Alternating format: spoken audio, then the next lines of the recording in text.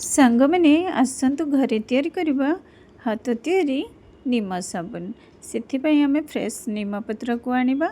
ଆଣିକି ଭଲକି ତା'ର ଡେମ୍ଫରୁ ପତ୍ର ଗୁଡ଼ାକୁ ଛଡ଼େଇଦେବା। ଛଡ଼େଇ ଦେଇକି ତାକୁ ଭଲସେ ଧୋଇଦେବା। ଏପଟେ ତା ଦେହରେ କିଛି ଇନଗ୍ରିଡ଼ିଏଣ୍ଟସ୍ ଆଡ଼୍ କରିବା, ଯେମିତିକି ଆଲୋଭେରା। ଆଲୋଭେରା ବି ମୁଁ ମଧ୍ୟ କିଚେନ୍ ଗାର୍ଡ଼େନରୁ ନେଇ ଆସିଲି। ତାକୁ ଧୋଇକି କାଟିକି ପ୍ରଥମେ ଗୋଟେ ଗ୍ଲାସ୍ କିମ୍ବା ବାଉଲରେ ତାକୁ ଓଭରନାଇଟ୍ ରଖିଦେବା, ଏଇ ଯେଉଁ କଷା ପାଣିଟା ବାହାରିବା ପାଇଁ। କାରଣ ଏଇ ପାଣିଟା ହିଁ ଆମର ସ୍କିନ୍ ପାଇଁ ଖରାପ। ଯେଉଁ ଏବେ ଆଲୋଭେରାର ସାଇଡ଼୍ ପାର୍ଟ ଗୁଡ଼ାକ ଯେଉଁଟା କଣ୍ଟା କଣ୍ଟା ହେଇଛି ତାକୁ କାଟିଦେବା।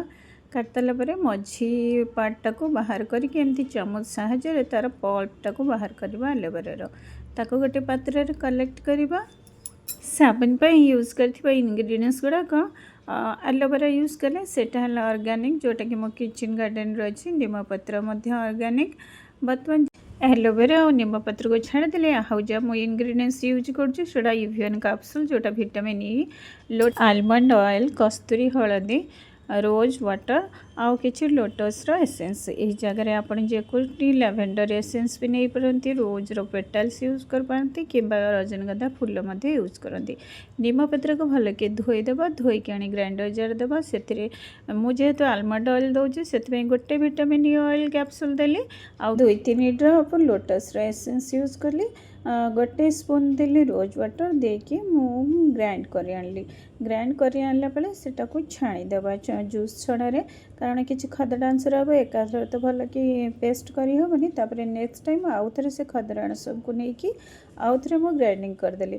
ଏପଟେ ମୋର ତାପରେ ସୋପ୍ ମୋଲ୍ଡ, ଯେଉଁଥିରେ ଆମେ ସାବୁନ ତିଆରି କରିବା, ଯେଉଁଟାକି ଓଡ଼ିଆରେ ସାବୁନର ଛାଞ୍ଚ କହନ୍ତି, ସେଟାକୁ ଟିକେ ନଡ଼ିଆ ତେଲ ଲଗାଇଦେବା, ଯେମିତିକି ସାବୁନଟା ଆମର ଇଜିଲି ବାହାରି ଆସିବ। ଏବେ ଯେତିକି କ୍ୱାଣ୍ଟିଟିର ସାବୁନ ବନେଇବା ସେତିକି ସୋପ୍ ବେସ୍ ନେବା। ତାକୁ ଛୋଟ ଛୋଟ ଖଣ୍ଡରେ କାଟିଦେବା। କାଟିବା ମଧ୍ୟ ବହୁତ ଇଜିଲି କଟିଯିବ। ଏପଟେ ଆଗ କଢ଼େଇରେ କିଛି ପାଣି ନେଇ ତାକୁ ଲିଡ୍ କଭର ଦେବା, ଯେମିତି ଷ୍ଟିମ୍ ଆସିଯିବ। ତାପରେ ସୋପ୍ ବେସ୍ ଯେଉଁ ପାତ୍ରରେ କାଟିକି ରଖିଥିଲେ ସେଟାକୁ ନେଇ ତା ପାଣି ବାମ୍ଫ ବାହାରୁଥିବା କଢ଼େଇ ଉପରେ ରଖି ଚାମଚରେ ଫେଣ୍ଟିବା, ଯେପର୍ଯ୍ୟନ୍ତ ସୋପ୍ ବେସ୍ ଗୁଡ଼ା ପୁରା ମେଲ୍ଟ ନ ହେଇଯାଇଛି। ସୋପ୍ ବେସ୍ ପୁରା ପାଣି ପରି ହେଇଗଲେ ବଟା ଯାଇଥିବା ନିମପତ୍ରକୁ ଦେବା। ମୁଁ ଏଠି କଲର୍ ପାଇଁ ଟିକେ ଗ୍ରୀନ୍ କଲର୍ ଦେଇଛି, ନଦେଲେ ବି ଚଳିବ। ଏବେ ଯେବେ ପୁରା ଗରମ ଗରମ ଥିବା ଅବସ୍ଥାରେ ତାକୁ ଆମେ ସୋପ୍ ମୋଲ୍ଡରେ ଓଜାଡ଼ି ଦେବା। ଉପରେ ଯଦି କିଛି ଫେଣ ଆସିଛି ସାବୁନ ଉପରେ ରହିଯିବ, ତାକୁ କାଢ଼ିଦେବା। ନ କାଢ଼ିଲେ ବି କିଛି ଅସୁବିଧା ନାହିଁ। କିଛି ସମୟ ଏହାକୁ ବାହାରେ ରହିବାକୁ ଦେବା। ଟିକେ ହାର୍ଡ଼ ହେଇଗଲେ ତାକୁ ନେଇ ଫ୍ରିଜ୍ରେ ରଖିଦେବା। ଫ୍ରିଜ୍ରେ ଅଧଘଣ୍ଟା ରଖିଦେଲା ପରେ ସେ ପୁରା ସାବୁନ ବା ହାର୍ଡ଼ ଫର୍ମକୁ ଆସିଯିବ।